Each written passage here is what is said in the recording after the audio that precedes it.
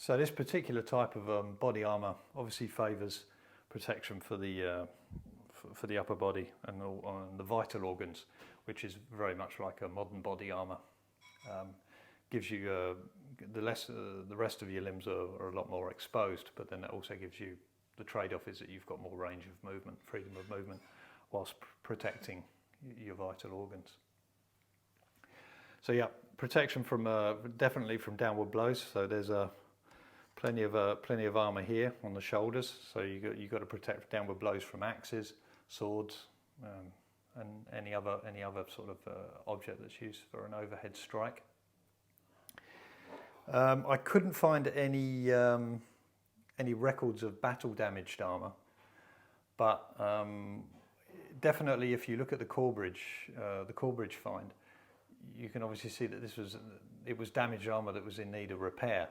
Whether that was through actual battle or just day-to-day wear is unclear. But obviously straps will cut and shear off, hinges would break and give way, rivets would pull out, would pop out in some cases, and so maybe the battle damage was exactly that. Maybe the bands were solid enough. It's highly unlikely that anything would penetrate this, but you definitely get it would get twisted, pulled, maybe or just mangled in day-to-day use, and so the wear and tear may have actually also been what would have passed for battle damage at the time. But no, we don't. I haven't found any pieces that have massive gouges in them or signs of arrow penetration or anything like that. But yeah, so it's just wear and tear. Again, it's a fairly robust armour, and that seems to make sense. The actual bands themselves, so the bands of armour themselves, are more or less impenetrable. I mean, you're looking at anywhere from a millimetre to 3 millimetres thick in places, depending on the armourer and or the component part. That said, again, no evidence that arrows could pierce this type of armour. Definitely looking at ballistics tests on armour. Just get on YouTube and anywhere like that, and you'll see them. Highly unlikely that anything could penetrate this style of armour. One, because the flat surface and the nature of a flat iron and steel means that the energy from any projectile is just going to be dissipated over a wide surface.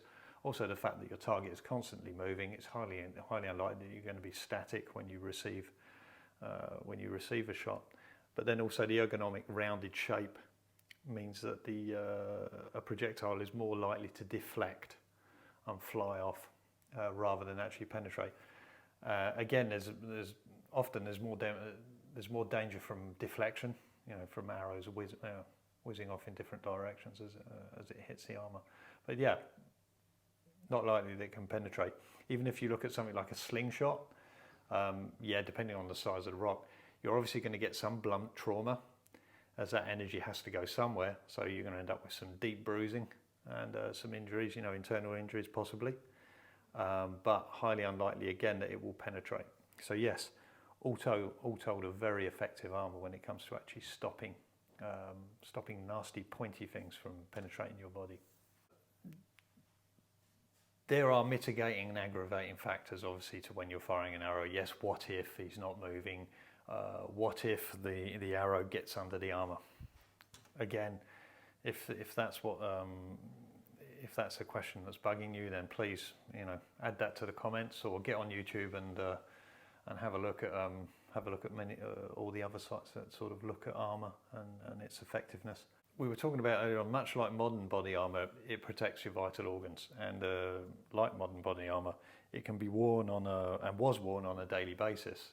If you look at Trajan's Column, there are actually depictions of the Roman legionaries working and buildings, carrying out siege work with their armour on. An important detail is that just wishful thinking on the part of the artists that designed Trajan's Column, or is it a true reflection of how the armour was used? Well, it is, because we know from texts as well that the Romans wore their armour on a daily basis definitely when they're on campaign. As an occupying force, or even as an invading force, you had to be on the ready, and this is not the type of armour that you can take, that you can have on in minutes. You've got to be ready for an attack, and so therefore you have to be in armour and ready to go. Obviously, in most pictures we see them not wearing their helmets, when they're carrying out siege works, which is fine. The helmet goes on rather quickly, whereas a body armour takes a lot longer to put on, to suit up, as it were. So yeah, if you want to work in armour, it is possible. You can work in body armour. Again, like I said, because of its unique design, it gives you a full range of motion, and so there's no excuses.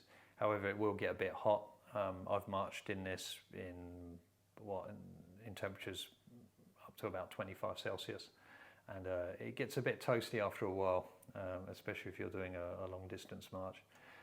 So yeah, that is a consideration, but as long as you've got plenty of drinking water, you should be fine.